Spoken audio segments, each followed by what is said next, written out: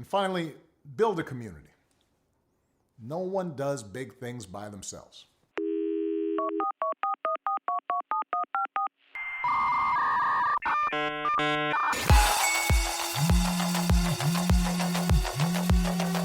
Hi, I'm Alexa. Would you like to air party? Let's use internet like a phone, not like library. Bring people together behind their screens. Let's stop being the center of the circle. Be the circle.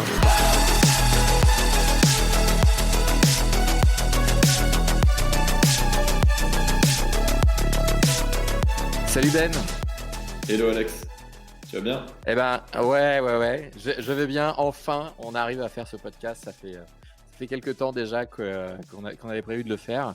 Merci d'être sur cet épisode d'Air Party Radio consacré au community building. Merci de m'inviter. Je suis très heureux. Eh ben écoute, j'espère que tu vas nous donner plein de tips aujourd'hui. On va parler d'event management et surtout de remote event management. Donc pour ceux qui nous écoutent, si vous êtes community builder vous-même, vous voyez de quoi je parle. C'est ce nouveau métier, les nouvelles skills qu'on doit tous avoir aujourd'hui parce que physiquement, c'est plus possible de réunir les gens dans une grande salle, d'une petite salle avec pizza bière, mais qu'il a fallu pendant 2 ans se réinventer, inventer des nouveaux stratagèmes pour garder nos ouailles fidèles derrière leur écran. Et aujourd'hui, Ben, en fait, tu viens nous parler de ça parce que bon, tu nous présenteras ta boîte, mais Ouais. mais aussi côté casquette expert, c'est-à-dire que toi, tu as bien vu en fait pendant le confinement l'importance des webinars, l'importance des events en ligne. Ouais, Peut-être si ouais. tu peux. Mhm. Ouais, bah Est-ce que écoute, je tu peux. pense que tu veux que je me présente peut-être rapidement? Ouais, carrément, ouais. Ok, ouais, bah écoute, voilà, je suis Benoît, j'ai un passé d'entrepreneur, d'abord dans la mobilité partagée. En 2007, j'ai monté une première boîte qui s'appelle Ubico, donc un spécialiste de l'autopartage et des plateformes multimodales, que j'ai développé d'abord en France, puis en Europe, on va dire, dans 6 pays européens. Et puis en 2018, j'ai démarré un nouveau projet, une plateforme de sourcing qui s'appelle Askit. Et en 2020, j'ai démarré un autre projet qui s'appelle Melting Spot, et qui est donc une plateforme d'événements en ligne, mais avec une dimension très communautaire. Notre objectif n'est pas finalement de faire des événements pour faire des événements, mais plutôt d'aider nos clients à créer, faire grandir, animer des communautés grâce à l'événement en ligne, grâce à l'événement virtuel. Donc voilà, ce qui nous intéresse, c'est vraiment des community builders qui parfois ne savent même pas qui sont des community builders. Des équipes marketing qui cherchent à animer des communautés de clients, de prospects, de journalistes, parfois investisseurs, partenaires, fournisseurs, etc.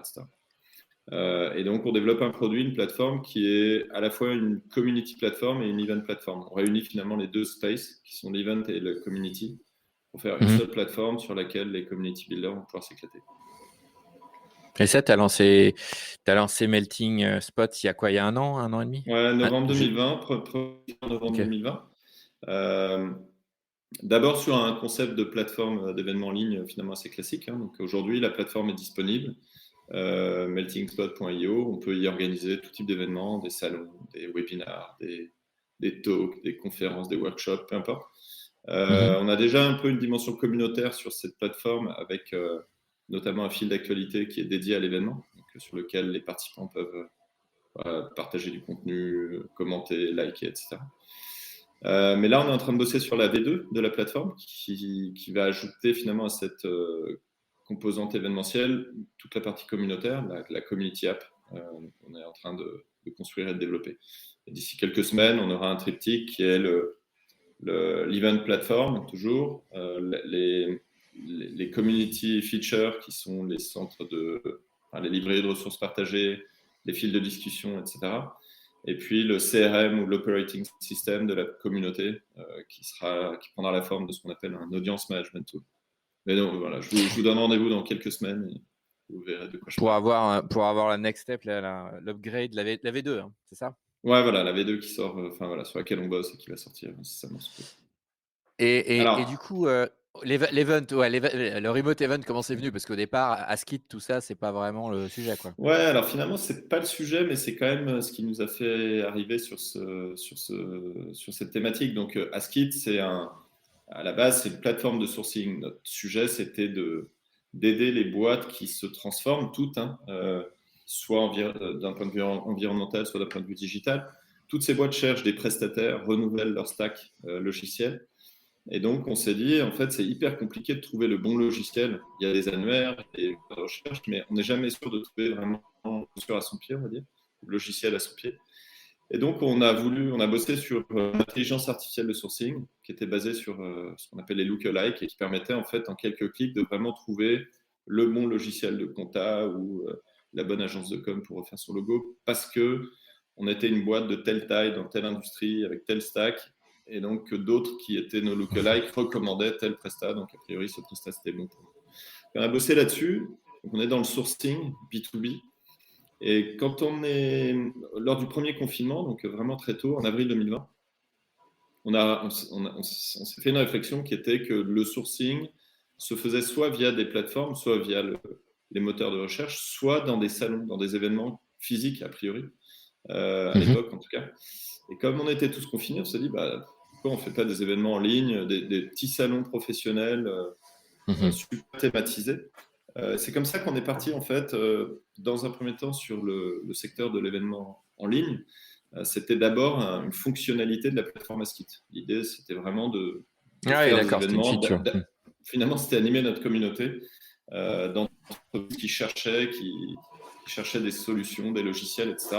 En organisant des événements sur 2-3 heures de temps, on faisait venir 300-400 visiteurs, une vingtaine d'éditeurs de logiciels, et on faisait se rencontrer des gens qui cherchaient et d'autres qui proposaient des solutions. Et puis progressivement, on s'est rendu compte de plein de choses. Premièrement, qu'il y avait une vraie demande pour des plateformes à marque blanche. Deuxièmement, et ça c'est le premier constat, on a réalisé évidemment que le marché était en hyper-croissance, mais ça, on pouvait imaginer que c'était un effet de mode. Donc, on a creusé. J'ai appelé une centaine de directeurs marketing dans plusieurs pays européens pour essayer de comprendre pourquoi ils faisaient des événements en ligne, en fait. Pourquoi ils faisaient des webinaires, pourquoi ils faisaient des salons, pourquoi ils faisaient des conférences, etc. Et là-dessus, on a 2 convictions très fortes qui sont sorties. La première, c'est que toutes les boîtes de 1 à 2000 salariés étaient plus ou moins exclues des événements physiques précédemment, parce que c'était trop cher, trop compliqué. Donc, finalement, c'était assez rare qu'une boîte de 30 personnes fasse des événements physiques. Okay. Donc, il y avait un océan bleu qui était en train de s'ouvrir. Pourquoi ? Parce que dans les premières semaines, voire les premiers jours du confinement, l'acceptation des technologies dites de vidéo, de visioconférence, s'est fait à un rythme assez étonnant. On a tous basculé sur ce genre de technologie, mais quand je dis tous, c'est tous ceux qui étaient même réfractaires s'y sont mis. Et donc, à partir de là, on peut faire des événements en ligne parce que toute notre base de clients ou de prospects maîtrise la technologie. Okay. Et donc, à partir de là, toutes les boîtes de 1 à 2000 salariés se sont dit, OK, bon, les événements physiques, ça coûte cher, on n'y va pas, machin. En revanche, les événements digitaux, maintenant que tout le monde maîtrise la technologie, on va y aller, quoi. Et donc, ça, gros océan bleu qui est en train de s'ouvrir. Et ça, c'est la première conviction. La deuxième, c'est qu'on a compris que l'idée de tous ces directeurs marketing, c'était pas de faire des événements pour faire des événements, mais ils étaient vraiment dans des logiques d'animation de communauté. Et donc, le produit qu'il fallait leur servir n'était pas juste une plateforme d'événements en ligne, mais une plateforme qui leur permettait d'organiser des événements en ligne, mais aussi de discuter, d'engager, d'animer une communauté dans la durée. Quand on fait un événement en ligne, on va, en fait, je dis souvent un peu pour plaisanter, mais c'est la réalité, c'est que tu fais un événement en ligne, en quelques jours, quelques semaines max, tu vas avoir 1000 personnes qui vont s'y inscrire. À l'inverse, si tu crées ta page compagnie sur LinkedIn et que tu veux avoir 1000 membres, va falloir bosser, quoi. C'est pas si simple. Donc, l'événement en ligne, pour nous, c'est un levier incroyable et ultra puissant pour constituer une audience, déjà. Et ensuite, il va falloir transformer cette audience en une communauté grâce à tout un tas d'autres features.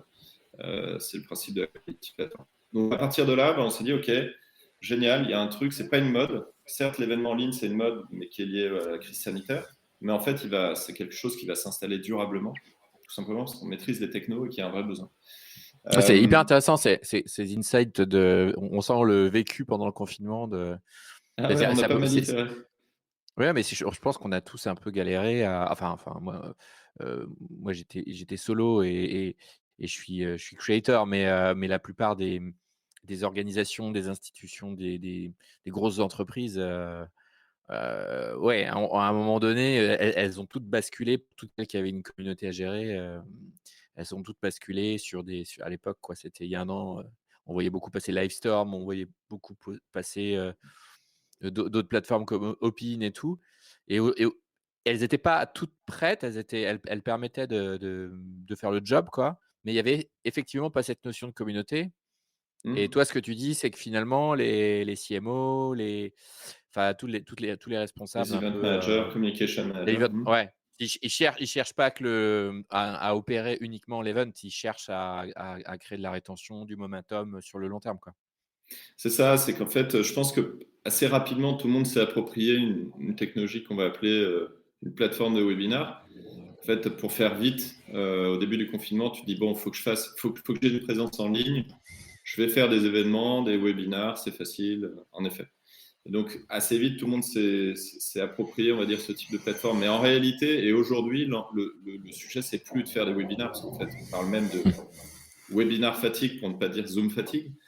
Donc là, le sujet aujourd'hui, c'est plus de leverager finalement ces audiences et ces communautés que tu as constituées grâce à des webinars en faisant véritablement du community management. Donc, tu fais des webinars, mais tu fais aussi des workshops, tu fais des talks, tu varies les formats. Ça, c'est pour tes lives. Et ensuite, entre chaque live, tu vas partager des contenus, tu vas animer des discussions, tu vas créer des groupes. Et à partir de là, tu vas commencer à avoir qu'on appelle une communauté de marque ou une communauté d'intérêt, de projet, etc. Et ça devient super intéressant. Mais là, je t'apprends rien, je crois que est assez aligné sur tout ça. Ouais, alors Il y a un c'est marrant. sujet, Ouais, vas-y. non, il y a un sujet peut-être sur lequel je voulais revenir par rapport à ta présentation, c'est tu vois, pendant le confinement, tu te dis, c'est vrai, de toute façon, il n'y a pas d'événements physiques. Maintenant, aujourd'hui, ça revient quand même. Et moi, mon avis, c'est qu'il faut des événements physiques. Ouais. Et je te donne une raison à ça, c'est que je suis convaincu que dans n'importe quelle audience, tu en as un bout qui va être présentiel. Il va falloir faire des événements physiques pour cette audience-là. Et ils n'ont pas envie de faire du digital, en tout cas, pas du tout digital. Donc, il faut leur faire un petit déjeuner ou un Mmh mh. événement physique de temps en temps. Et puis, à l'inverse, et probablement que c'est la proportion qui a le plus grandi ces derniers mois, il y a une partie de ton audience qui est full digital. Et elle, plus jamais elle a envie d'aller à un événement physique, ça ne l'intéresse pas, en fait. Ah, C'est de c'est la perte vrai de ça. temps. Ouais. Et donc, Ah, en fait, ouais. faut savoir jouer avec les deux. Quand on est un community builder, ou qu'on est un Mmh. directeur Mmh, mmh, marketing mmh. ou un directeur commercial, même, il Mmh. faut juste avoir en tête qu'on a deux audiences en face de nous. L'audience Mmh mh. digitale qui s'est développée très fort et qui continue de se développer, et puis avec les générations à venir, on peut imaginer qu'elle va prendre de plus en plus d'ampleur. Mmh, mmh, mmh. Mais aussi une audience présentielle beaucoup plus locale. Donc moi, souvent, je dis l'audience présentielle, elle est locale, là où l'audience digitale est globale. Ouais. Et l'audience présentielle, elle est ponctuelle, là où l'audience digitale, elle est récurrente. D'accord. C'est vraiment voilà, les grandes caractéristiques de ces deux audiences. Il y en a une qui est globale et récurrente, c'est le digital.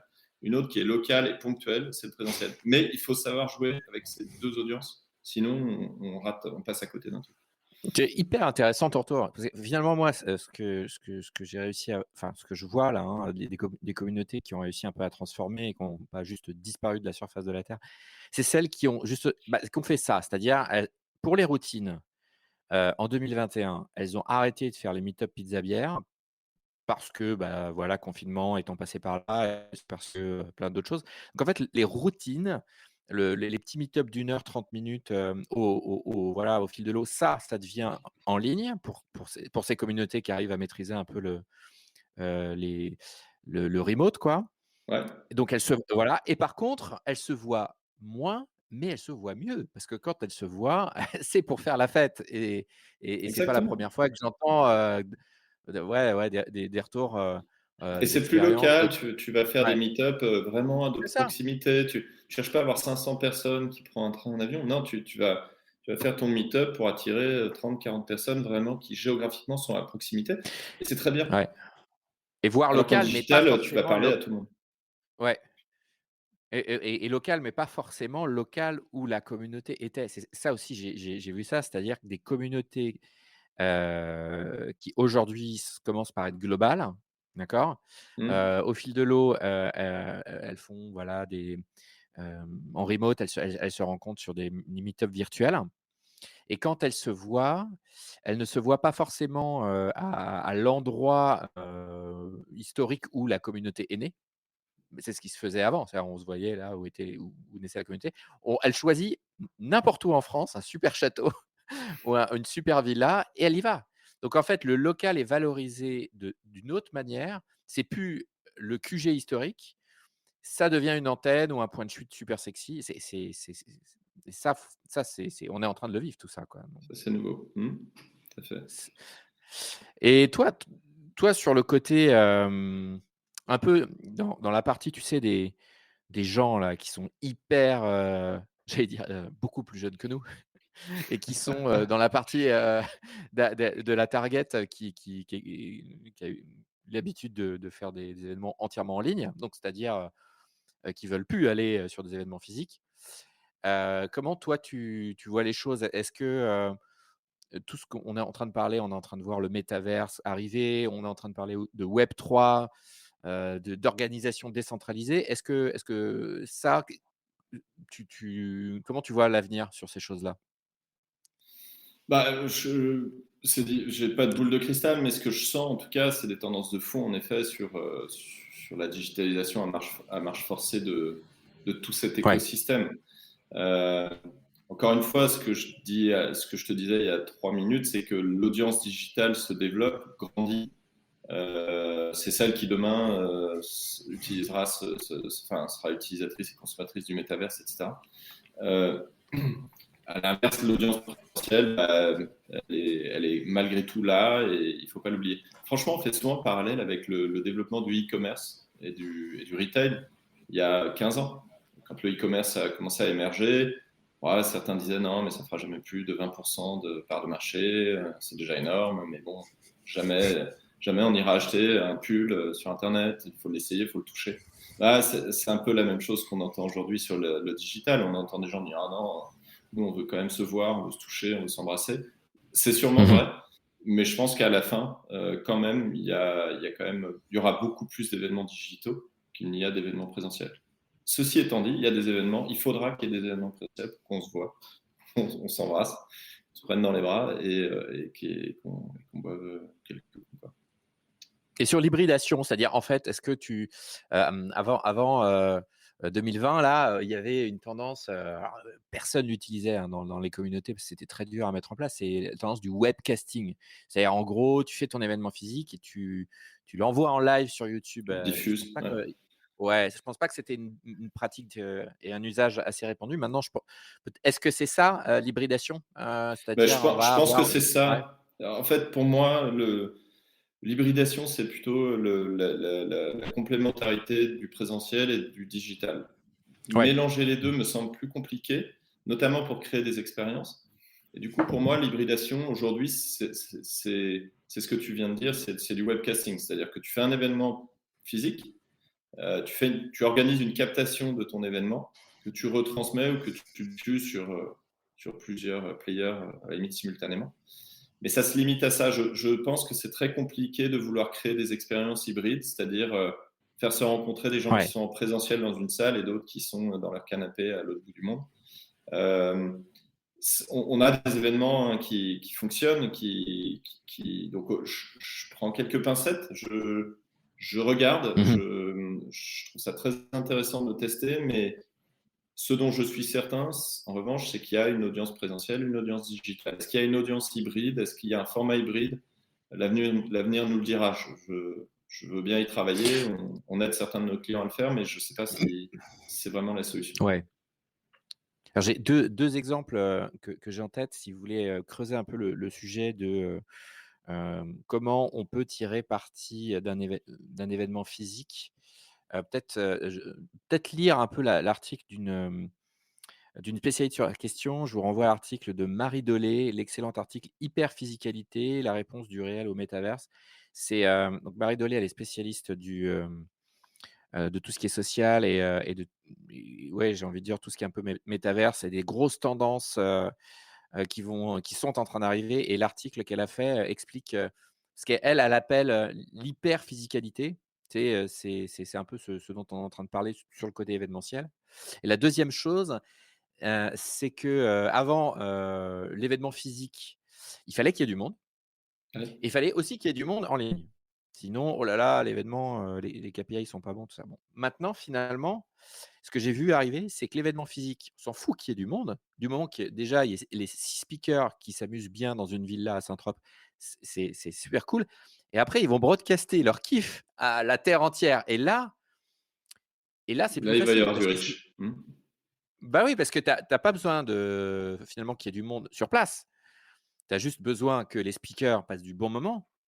Et d'ailleurs, quand tu regardes la manière dont The Event, tu sais, le gros, événement, fait, depuis 4 ans, 5 ans, à chaque fois qu'ils là, cette année, ils ont levé 50 000 000 pour, Action contre la faim. Finalement, ceux qui étaient réunis physiquement pendant The Event, c'était pas le public, c'était les influenceurs eux-mêmes. Les speakers, ouais, bien sûr. C'est les speakers. Mmh. J'imagine moi j'imagine quelque Mais chose, finalement, ça, c'est un événement ouais. digital. C'est-à-dire qu'en fait, un événement digital, En tu peux plus, faire une bah oui. captation Mmh mh. physique ou enfin, je veux dire, tu peux soit te retrouver dans un studio pour faire un enregistrement, soit tu fais une captation comme on est en train de le faire, devant ton ordinateur face caméra. Mais tout ça, ça fait un événement digital. Il y a de plus en plus d'événements de ce type-là, de levée de fonds, d'associations, qui se font en 100 digital. C'est une très bonne idée. Pourquoi? Parce que l'événement digital fait tomber toutes les barrières géographiques et temporelles. Donc géographique, bah, quand tu fais une levée de fonds, c'est vrai que demander à tes donateurs de traverser la France pour venir à une soirée et faire un chèque, bon, il y en a plein qui le feront, ils seront très contents, mais il y en a aussi plein qui ne le feront pas. Là, au moins, bah, tu es dans ton canapé, tu suis l'événement. C'est le principe du Téléthon qu'on connaît depuis bien longtemps. Hein. On met devant Ouais, la télé et ouais. puis on donne. Bah, là, on peut le faire maintenant, quelle que soit la cause, quelle que soit la raison. N'importe qui peut organiser ce type d'événement. Et ça me fait penser à, ces différents cercles en fait d'audience, tu vois? C'est quand tu es podcasteur, enfin moi je me suis lancé dans le podcast, j'ai très vite voulu faire des lives. Mais je pense qu'on est beaucoup de podcasteurs à vouloir dépasser, tu sais, ce sentiment de speak into the void, tu vois? C'est vraiment vouloir connaître ton audience. Et en fait, quand tu commences à faire du live, tu as plusieurs manières de le marketer. Il y en a même qui marketent, la record session. C'est-à-dire là, ce qu'on est en train de faire, j'aurais très bien pu l'ouvrir. Bon, on est sur StreamYard, donc là, je crois qu'on ne peut pas être plus de 10 personnes, hein. J'aurais pas pu faire entrer plus de 10 personnes, mais Ouais, tu tu pourrais as diffuser différents sur YouTube en live. voilà, je pourrais diffuser sur YouTube en live. La record session, ça c'est une manière de marketer, le podcast ou une partie, du podcast de la manière dont c'est réalisé.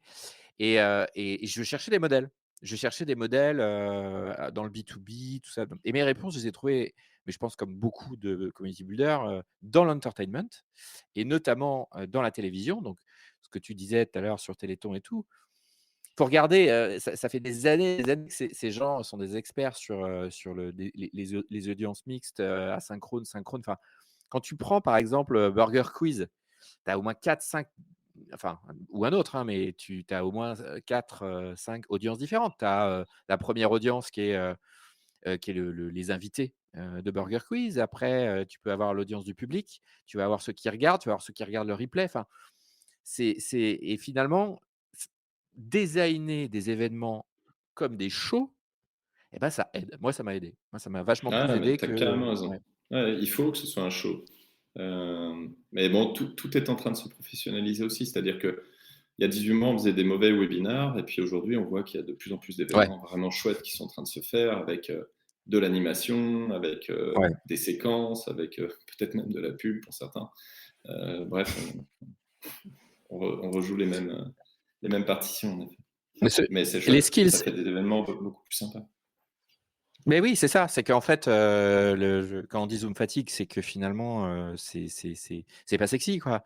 Il faut être engageant alors ceux qui ont bien pigé ça et à côté de tout ce qui est, entertainment et faut aller regarder sur, ce que font les live streamers, tous les Twitchers qui ont eux la stack d'outils, que les gens en poste dans les boîtes peuvent s'inspirer, peuvent aller choper.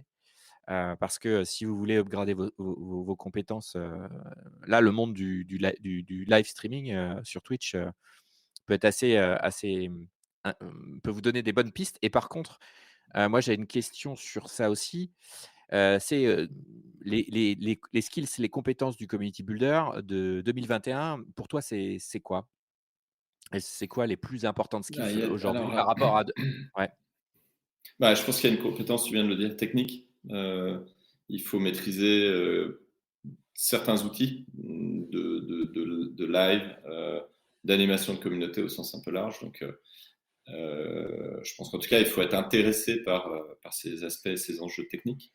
C'est pas très technique, mais voilà, faut s'intéresser, il faut être un peu curieux.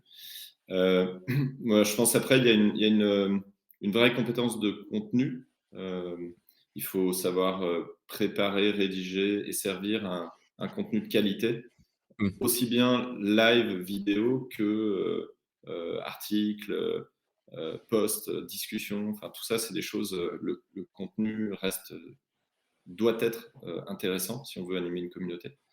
Donc voilà, pour moi, c'est vraiment les deux grandes qualités d'un community builder, c'est savoir animer des lives techniquement et on va dire physiquement, et puis être une star du contenu. Ouais, c'est les 2 compétences qui s'ajoutent, à celles déjà, bien chargées du community builder, les compétences à 2021 et hem et du coup, toi, sur les prochaines étapes de Melting Spot, donc vous allez ajouter une notion communautaire, c'est ça? Et qu'est-ce qu'on peut te souhaiter pour, l'année 2022, en termes de croissance, tout ça? Toi, tu voudrais vraiment aller, chatouiller les outils anglo-saxons, c'est ça? C'est ça ton rêve? Ah bah ouais, ouais, bien sûr. Oui, même plus que les chatouiller. Alors, ça dépend de quels outils on parle, mais nous, on veut s'éloigner des plateformes d'événements en ligne. C'est vrai qu'on cherche vraiment à créer un outil qui devienne l'alpha et l'oméga du community builder. D'accord? Donc, le community builder, qu'il soit en poste dans une entreprise ou un creator solo ou une association, on se rend compte qu'il a toujours la même problématique qui est de ne pas avoir 50 outils différents à sa disposition.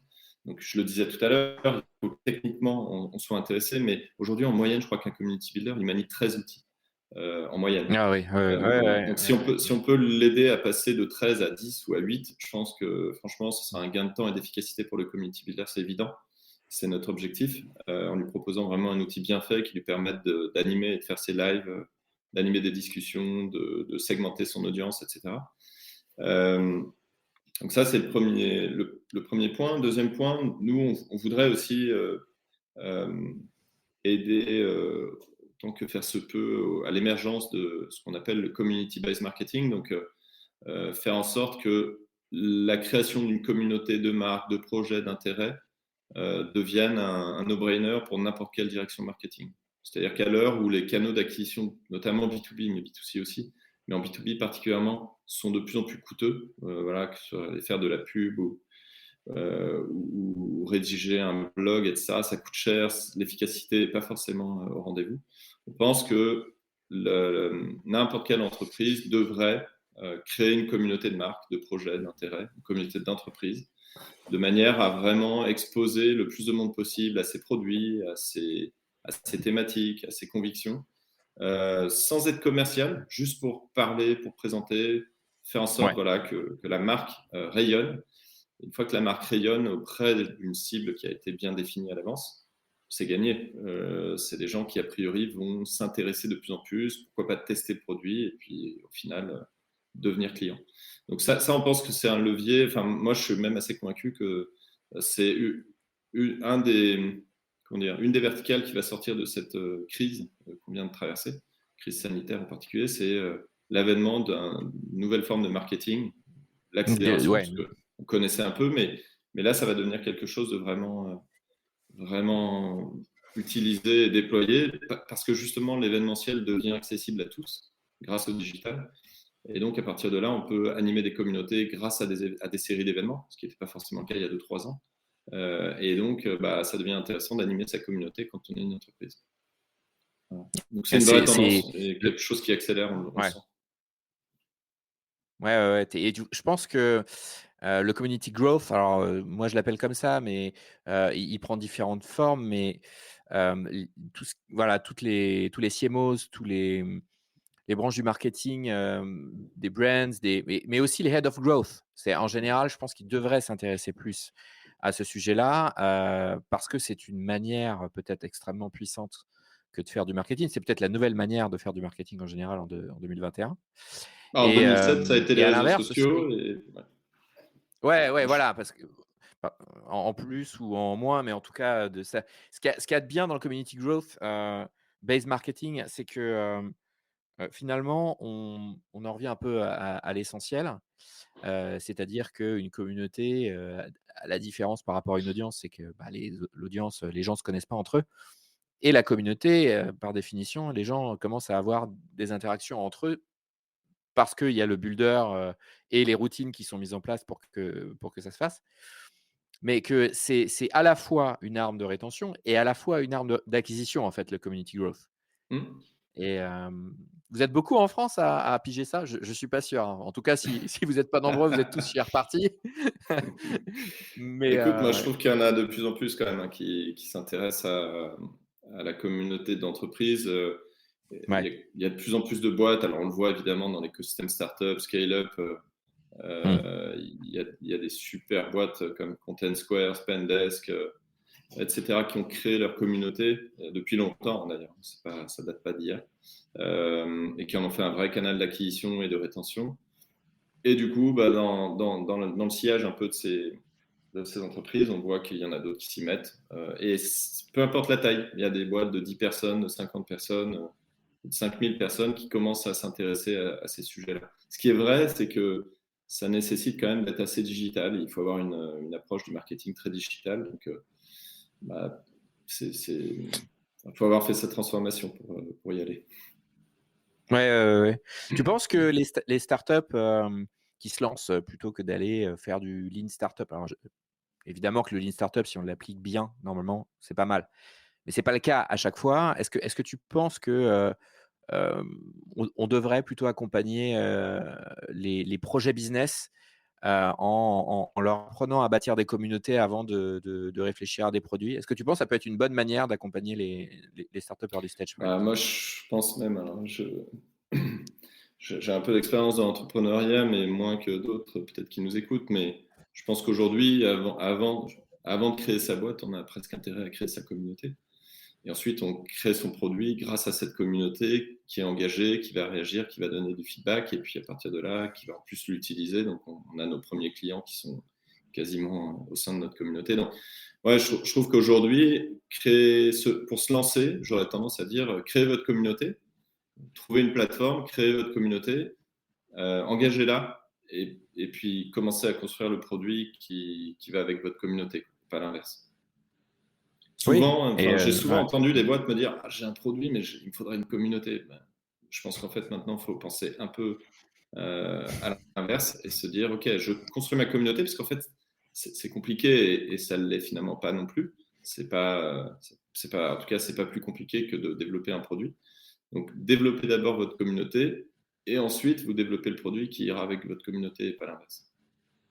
Ouais, c'est pas plus c'est voire moi, vachement moins compliqué parce que si tu veux rentrer dans les modèles, phares des startups, et être efficace, faut avoir une équipe de co-founders, voilà, on va sur de l'attraction, assez rapidement, des chiffres si tu veux être crédible. Finalement, si tu y vas par langue communauté, j'ai envie de dire via langue content dès le départ, heu, tu peux commencer à créer un business, en étant un creator, un créateur de contenu. Ouais. Derrière une newsletter, tu la fais grandir patiemment. Un créateur de podcast, pareil et donc plutôt que d'être, le next, startup founder, de la plateforme SaaS alors que tu as finalement pas les moyens, aujourd'hui en 2021, tu as plein d'outils pour faire du content Ah ouais, et moi, peut-être que quelqu'un qui veut se lancer, qui n'a pas de gros moyens, je pense que réellement, je pense que c'est une bonne idée de d'abord constituer sa communauté grâce à tous ces outils que tu as cités, hein, le live, le podcast, la newsletter. Et puis après, et honnêtement, c'est très efficace. Enfin, on arrive très rapidement à avoir des communautés relativement larges. Et après, on peut construire sur ça. Mais il y en a, hein, j'invente rien, il y en a qui ont très bien réussi. Il y a quelques startups d'ailleurs qui n'ont jamais levé de fonds, dont on entend parler aujourd'hui. Et qu'est-ce qu'elles ont fait? Elles ont constitué des communautés, que ce soit des Germinal dans le gros hacking ou des Les Lemlist. listes, Voilà. ouais, Voilà, fait. c'est des gens qui ont parfaitement manié l'art de constituer une communauté. Et puis ensuite, ils ont développé un produit. Enfin, pour Germinal, c'est plus qu'un produit, c'est une expertise. Mais c'est voilà. ça. Ça, je pense, c'est un bon conseil à donner à plus que des creators, des founders qui veulent y aller, qui ont une idée. D'abord passer 4